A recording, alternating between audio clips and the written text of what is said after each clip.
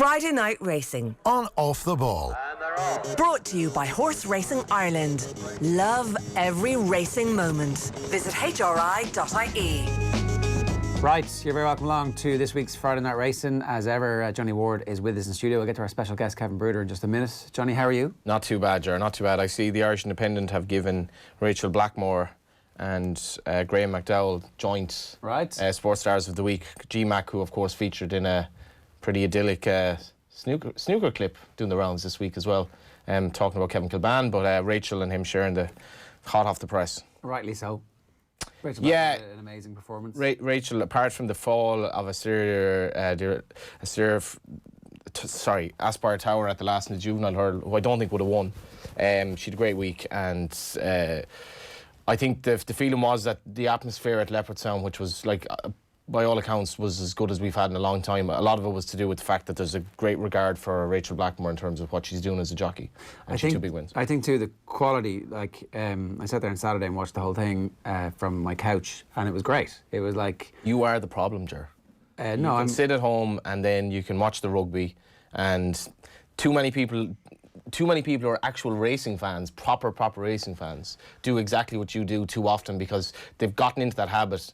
And as I've said a million times, our challenge is to get people to go racing more often. It's true. However, I have 3 kids, so I couldn't abandon them. It was like I was stuck to the couch, right? Right. Thanks for. Okay.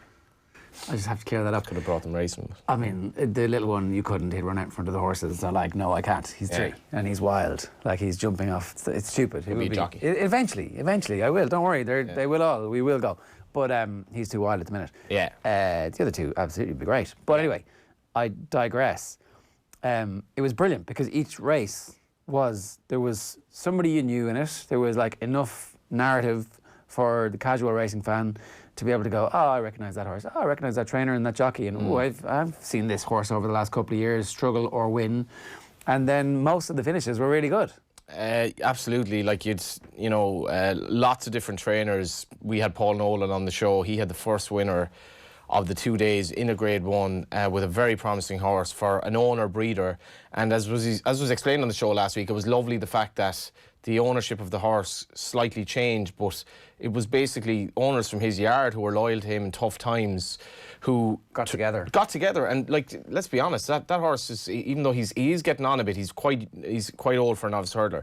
He's very valuable. He's worth a lot of money, and if the owner wants to sell him, he would likely have ended up in another yard, apart from what they did, which was keep him in the yard and syndicate him through the ownership system of Paul Nolan's yard. But like Paul, the reception that latest exhibition got was just testament to the fact that Paul Nolan is just a good guy. He's a very popular guy, and it just went from there. It was fantastic, and this is a point that I haven't heard made up until this year that much in terms of the Dublin Race Festival, is that there's more of a concentration of very good racing than there is at Cheltenham. There are 8 Grade 1s over 2 days. The Grade 2s are really good. The bumper is a serious race. The handicaps, I mean, the Ladbrokes Hurdle used to be the pivot race of one of the meetings in the past. It's an exceptional race, and obviously our guest today will talk about that. So it's just fantastic from start to finish, and it's going places fast, the Dublin Race Festival. I thought it was an exceptional 2 days. So Rachel Blackmore was amazing on the Saturday, and then the Faugheen was Sunday, is that right? Faugheen was Sunday. I was listening back today on the races, speaking to a guy who was I wasn't in the stand for the Faugheen race. He said it was just off the charts, and there were men crying in the parade ring, women crying in the parade ring after he came in. He's 12 years of age, and I think people can draw from that some sort of higher, I don't know, Meaning in that he's 12 years of age. He shouldn't be winning a Grade 1 novice chase. It shouldn't be happening. And Willie Mullins took the bold move to do it. And it could have, if the horse had died in a novice chase, like Willie would get a lot of slack for that. But he's obviously a very good horseman. But people, young and old, could appreciate the significance of a 12-year-old beating a horse half his age in a Grade 1, especially a horse with so much prowess in terms of the public kind of love as Faugheen, and it was just great. It was fantastic. What about the finish of the Paddy Power Gold Cup? That was fantastic, actually. You just look back and say, half an hour later, the star performer has broken his leg for the 4th time at 20 years of age, and racing has a strange habit of knocking you when you're up and lifting you when you're down in a way, because that was just that Jack could go from such a good, confident ride in a Grade 1 and really at the peak of his powers again, to 20 years of age, for that to happen again, it just felt almost devastating. But it was a fantastic race. The three horses they wanted in the betting, Kenboy, Delta Work and Presenting Percy, all in with a big chance jumping the second last. You couldn't ask for more. Yeah, I took from this that I think Presenting Percy is going to fulfil his destiny, is it he, in Cheltenham in the Gold Cup. I think. Why do you say that? Because I think that this is a Cheltenham horse. I think that and last year completely under prepared, like not just because of weather conditions not going their way. All the talk that we had about climate change having an impact on when they were going to race, and one race around the fences the wrong way around Galway, not even a race, it's not the right way. Yeah, he needs to be, and I just think I have a vision of him coming on for that. Am I stupid? No. If it makes sense, as much as you're not training a horse for Grade 1s at Leopardstown, they are 100%. Oh no, absolutely. It's just that he could, like, they're 100% training him specifically as much as is possible without, bending the rules or whatever for the Gold Cup. That's his race. He went to the race last year. I backed him in the race last year. I watched him the whole way around. The fences came like machine gun at him. They were just like bang, bang, bang, bang, bang. He couldn't get into a rhythm. He hadn't jumped a fence all year apart from that Galway school, which is really neither here nor there. And he just wasn't able for it. Now, there might have been another excuse. This year he's developed, they ran him over 2.5 miles to sharpen up his jumping. They've run him, the second last day at Leopardstown, I thought he was given a pretty educational time of it.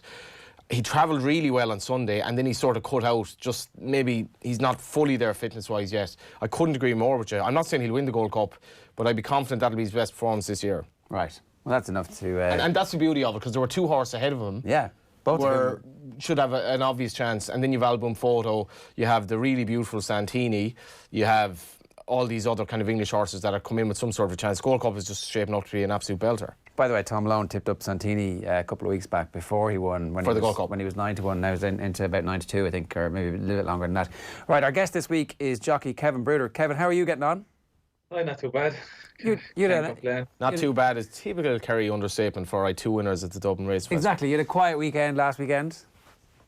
Yeah, I was the same as Jack there. Now I got a high and straight away I got a low in the big chase, the Grey B.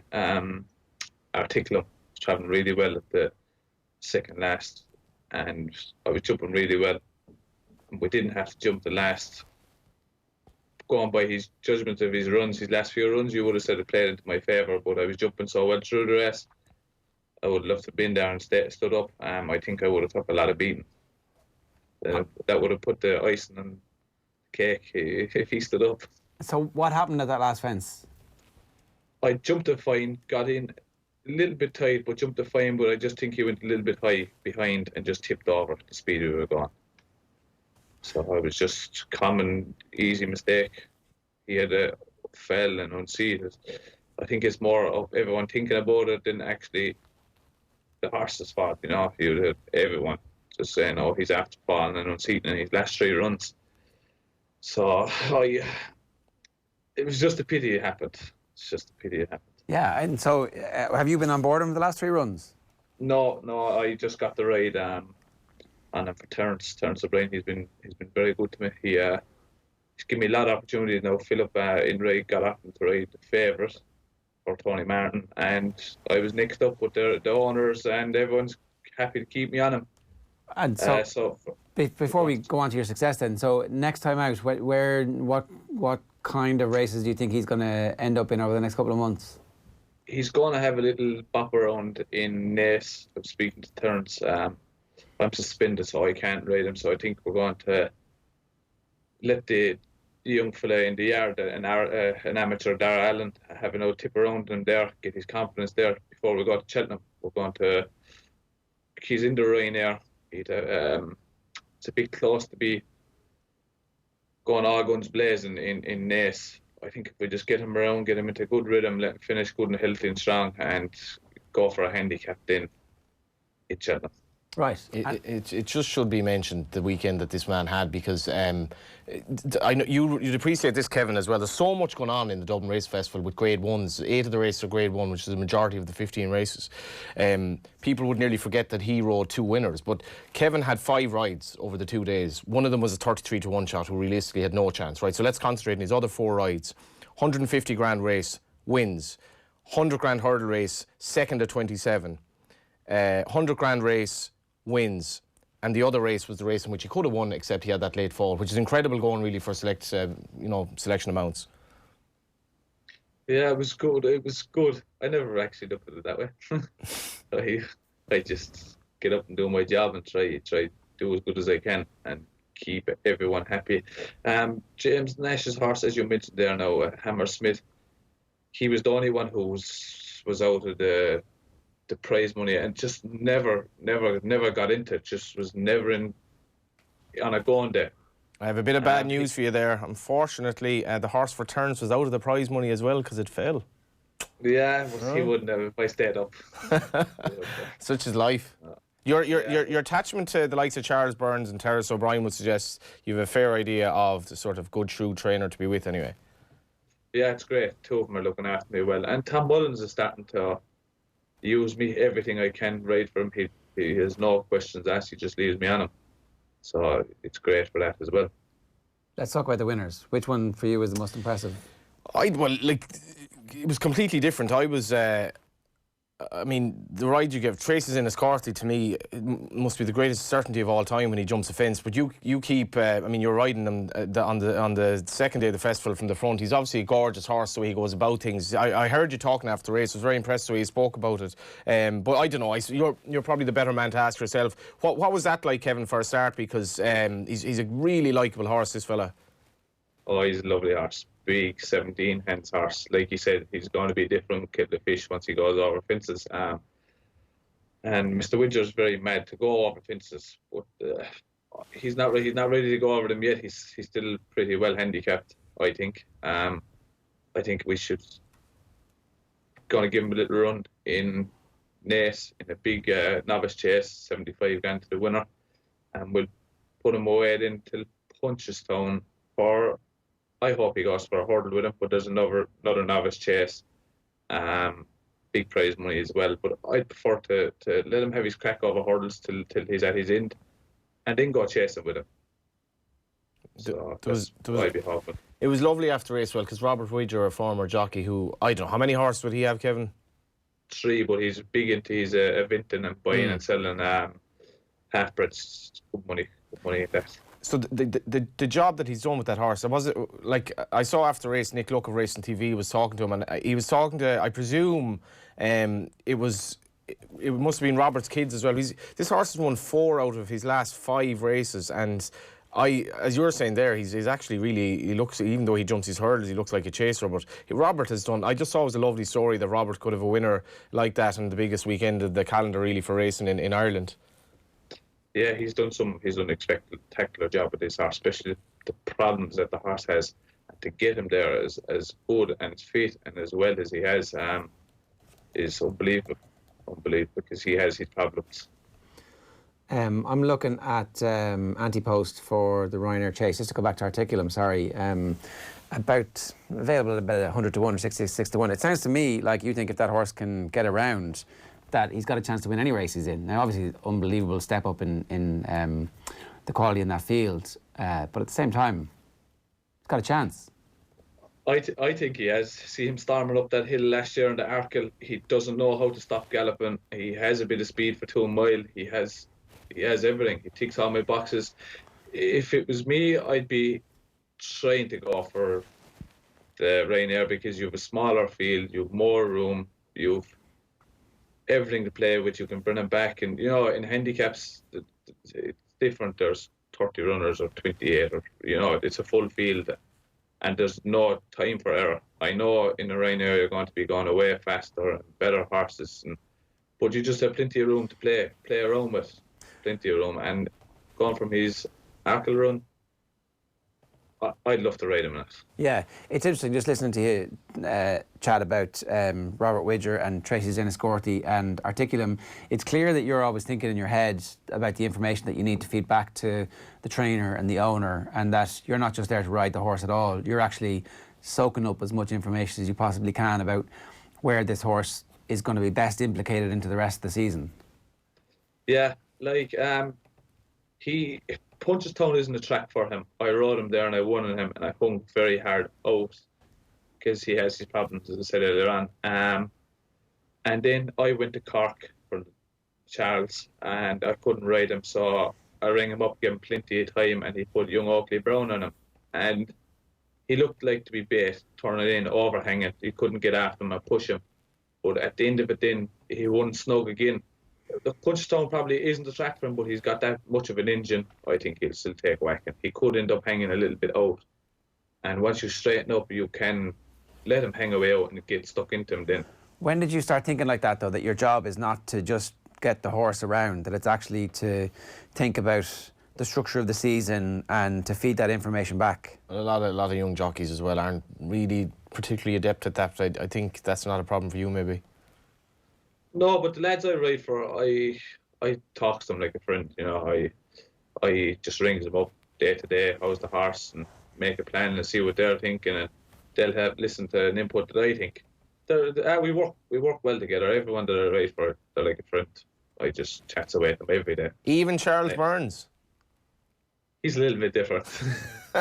What was the story of Saturday, or how did that come about? Because Charles, as much as I love him, I did have a smile when he said he didn't fancy him, despite the fact he's back from 20s into 7s.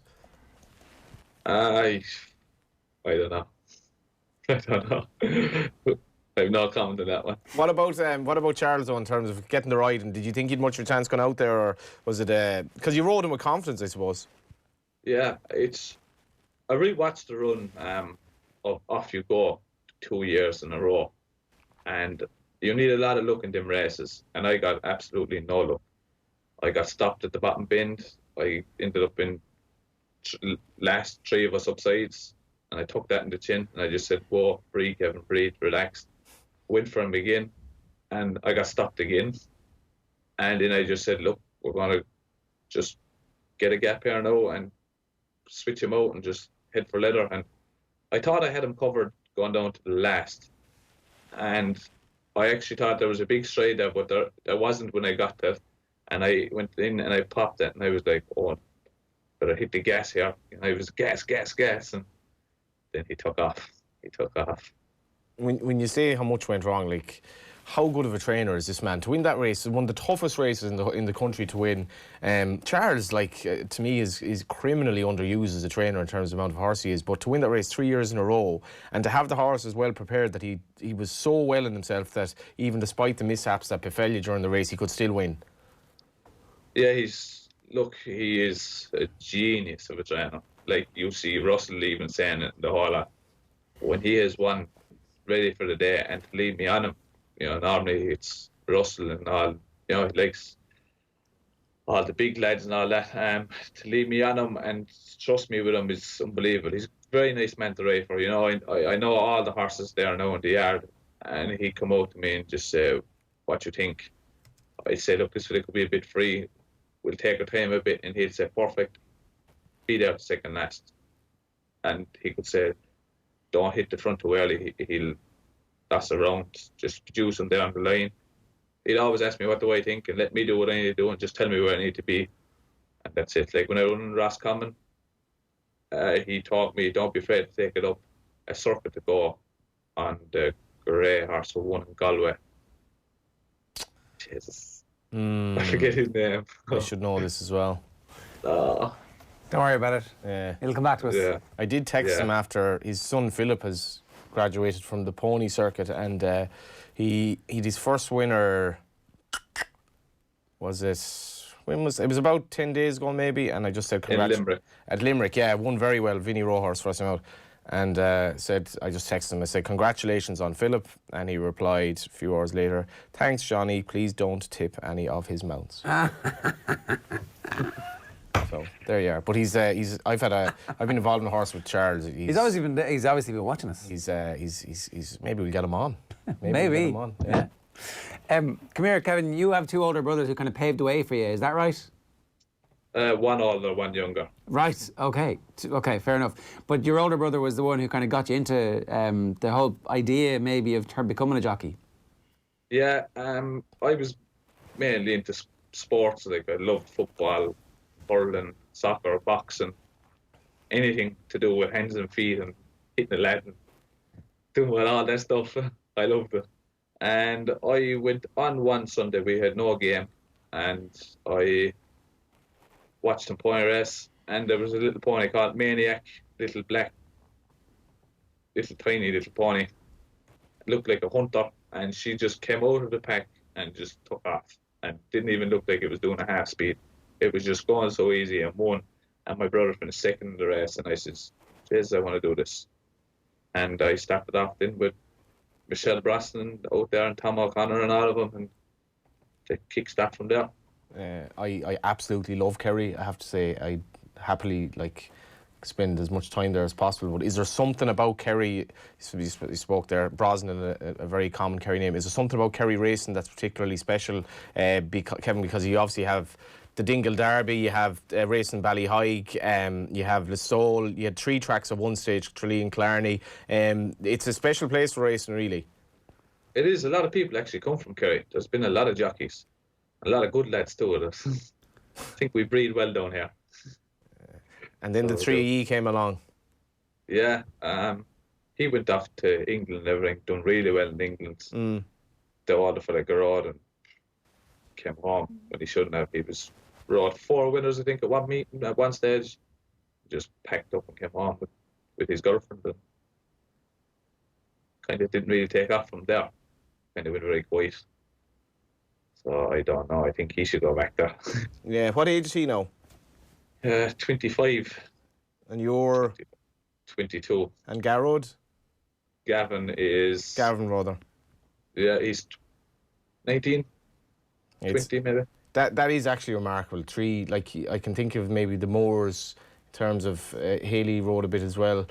There would be others. 3 brothers to be riding at a very high level. It must be very special for your family. It is. It's great, especially Listowel races and all, and everybody, absolutely everybody there.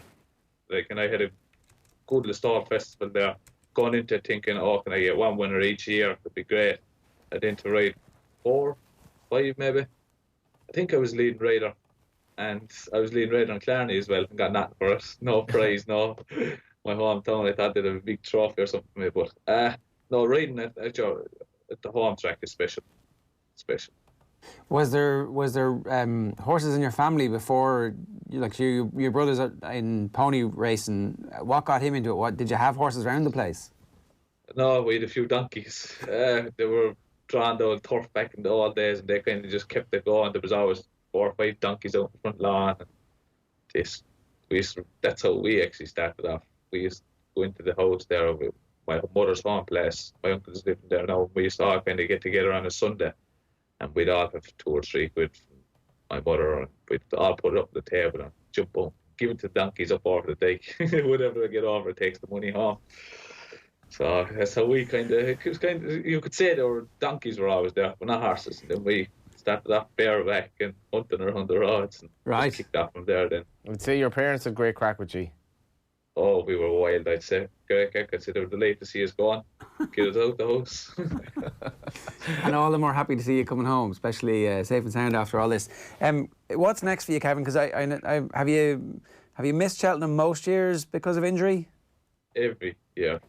Just the Petty Power Festival, everything. Every year missed. And I got touch wood to make it there this year. You've no rise the weekend, which is a bit mad.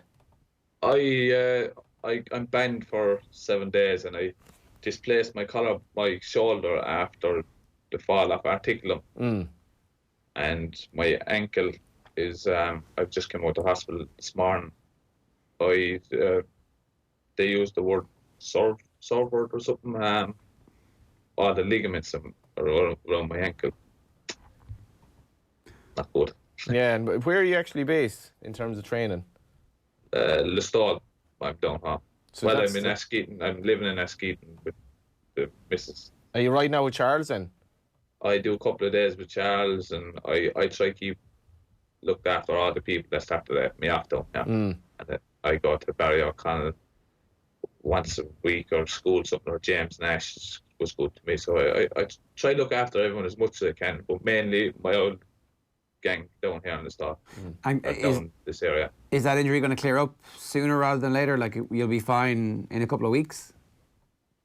Hopefully. Yeah, I should be. Yeah, I should be. Maybe the end of the month there or something. Right. I'll be aiming to get back. Plenty of time for Cheltenham, though. Yeah, plenty of time. I'll be back for that.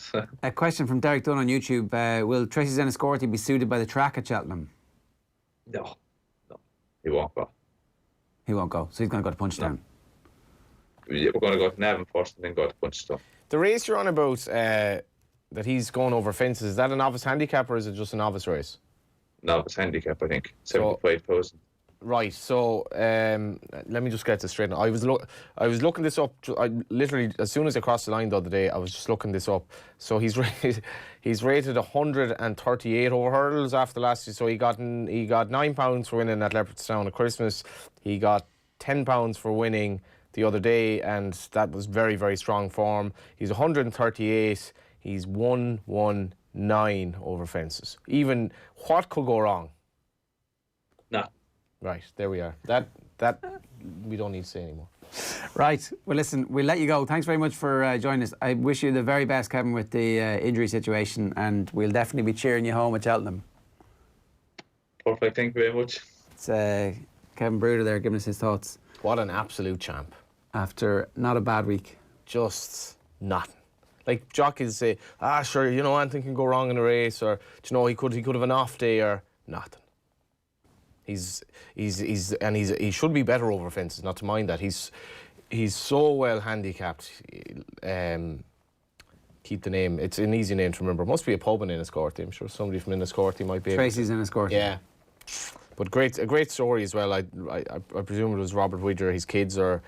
I think there are a couple of them, 2 or 3 of them around after the race, talking to Nick Luck, and just big smiles on their face, delighted with life. I like the sound of Articulum. He's very confident, very bullish in his chances. I was saying that Charles Burns might be not get the horse he deserves. Terence O'Brien is a fantastic trainer as well. Lovely man from Cork, and a horse he wouldn't tackle races that would be overly avaricious, I suppose, his horses. And the Ryanair could be very competitive this year, but he's worth his place. Yeah, the top end of the batting is like Min and Chacun Pour Soi and A Plus Tard and Frodon, Riders in the Storm, Defi Soy. So, Footpad, that's not a bad race, all told. Right. A reminder that Friday Night Racing is brought to you by Horse Racing Ireland and love every racing moment. Visit hri.ie and check out the Twitter account at HRI Racing with the hashtag every racing moment ahead of every weekend when you do go racing. Let's look forward to this weekend's racing. The Tote Irish Injured Jockeys Charity Fund remains at €440 after UK raider Ina Bai failed to raise a gallop. Ran desperately badly. And was eventually pulled up at last weekend's Dublin Racing Festival at Leopardstown. Why the hell didn't we back Paul Nolan's horse? What is wrong with us that we didn't just back Paul Nolan's horse? He was on the show last week going, yeah, he's in good, pretty happy with how this is going. We're like, this is the best story we've ever heard. Yeah. What a comeback. First race up. Winning well. But I think a lot of people listening in would have, at the very least, thought about backing him. I hope so. Yeah. Like his form... 7-2, he romped home. His form... Unlike our failed to raise a gallop and was eventually pulled up, it says here. Yeah, that pretty much sums it up. But anyway, the horse goes to Cheltenham with a big chance now, which is great. I mean, we need different people sharing a slice of the victorious pie, as it were. And I love Paul Nolan. He's a great lad. He is great. Cheltenham winner or Wexford winning the All-Ireland in hurling now would be a difficult one for him, I'd say.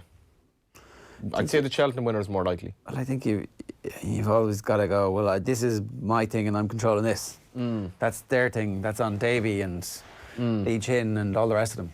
I'd say go for the Cheltenham winner, but it'd be close enough. The action on the home front this weekend will come from Naas tomorrow and Punchestown on Sunday. Obviously in the UK, Altior would attempt to get his season back on track at Newbury, where the feature is the always ultra-competitive Betfair Hurdle. Fantastic race at Newbury. What's the story with Altior?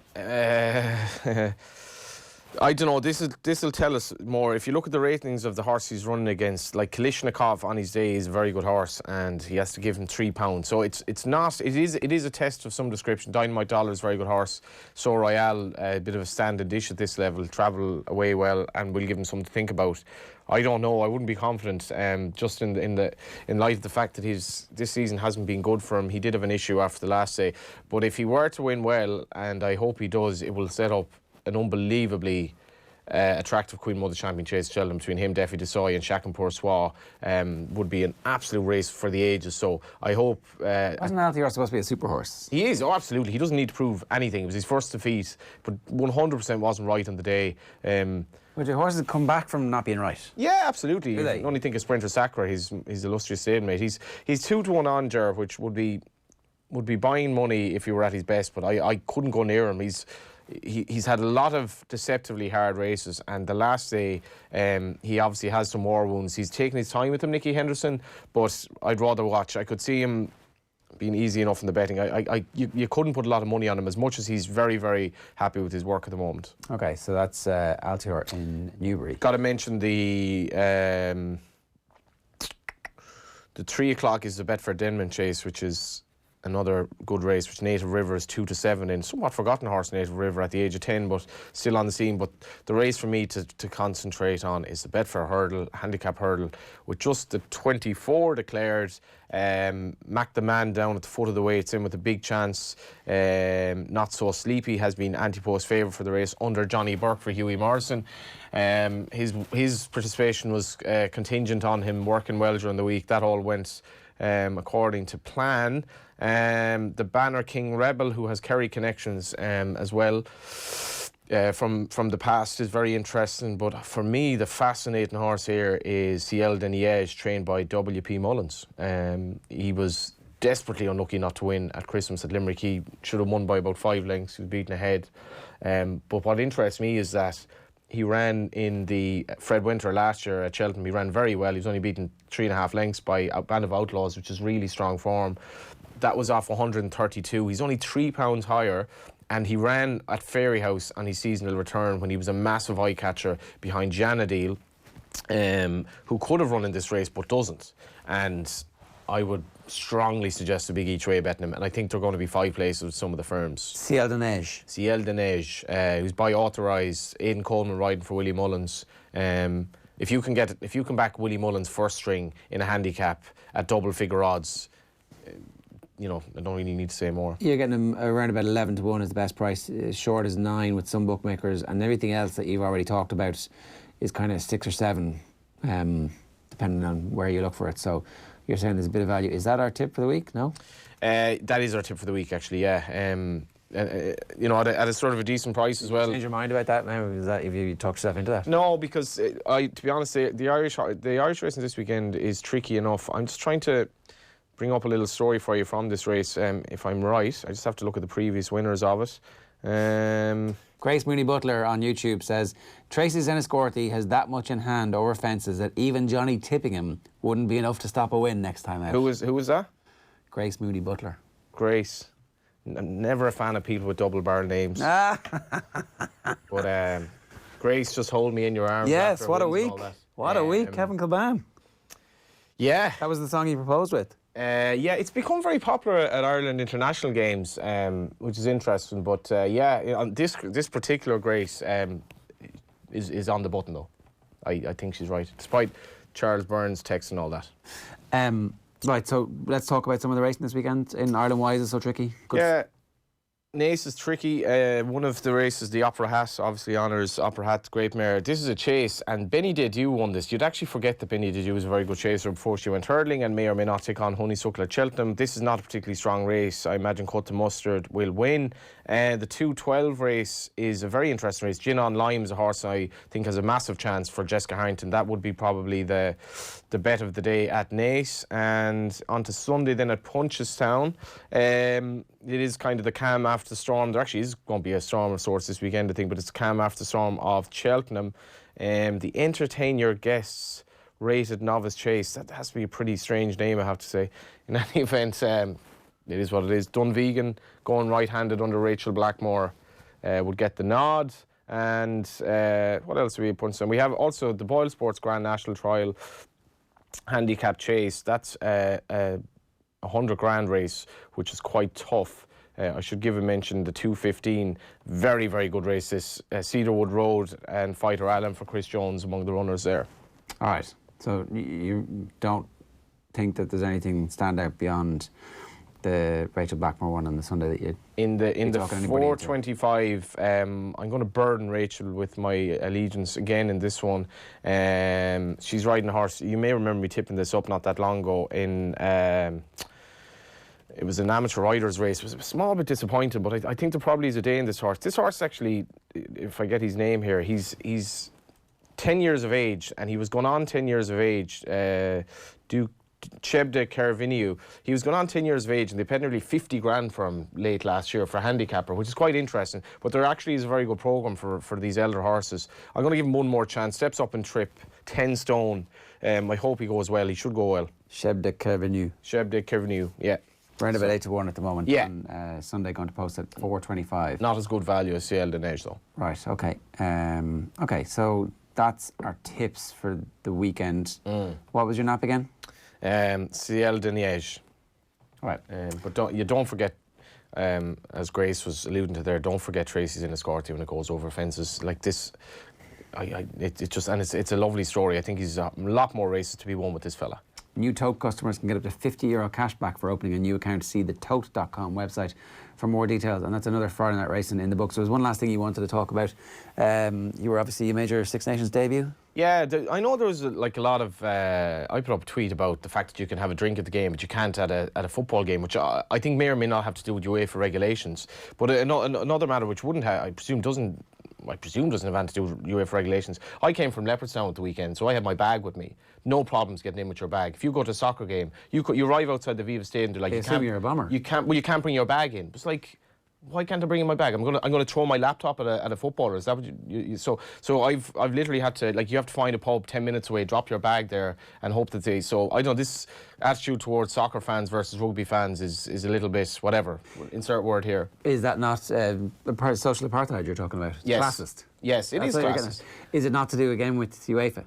It possibly is. I don't exactly know why. At League of Ireland games, I don't think you can bring your beer out when you want to watch the game, which I can't get my head around this, but obviously there is... There's been some trouble at some League of Ireland matches, and they're like, no booze, you can't booze because... Bring a plastic glass out then. But it's the booze, it's the alcohol fueling the fights. Well, we have a situation next weekend where Shamrock Rovers are playing Bows in front of ridiculously reduced capacity of about 3,500 people. In Tala? No, in Dalymount. Yeah.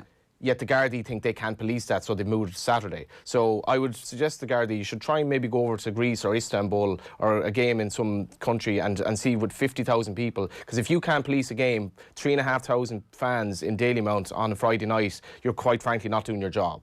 So anyway, the game's on Saturday now instead. All right, we'll come back to that some other time. Friday night racing, as I said, is in the books. The point I did want to make, though, about the game. So you can get your beers anyway, and they give you this lovely plastic, like strong plastic. But they say it's €7 each. But you get £2 back for. So they say it's €1. Bring it back. Once you bring it back, we'll give you €1 back. Yeah. So I said this to my girlfriend at half time, and I think there might have been a bit of ambiguity about them telling everyone who bought a beer that this was the case. So looked around at the end of the game. Collected 50. Within the space of, I want to say 2 minutes, we collected 17 glasses. So A, we were doing our bit for the climate, but mainly B, we actually profited from having pints at the match. What more do you want? It sounds a bit like the cash for ash in the north. Burn energy, get paid for it. Anyway. On that note, Friday Night Racing on Off the Ball is brought to you by Horse Racing Ireland. Love every racing moment. Visit hri.ie. We'll see you next week. Friday Night Racing On Off the Ball. brought to you by Horse Racing Ireland. Love every racing moment. Visit hri.ie.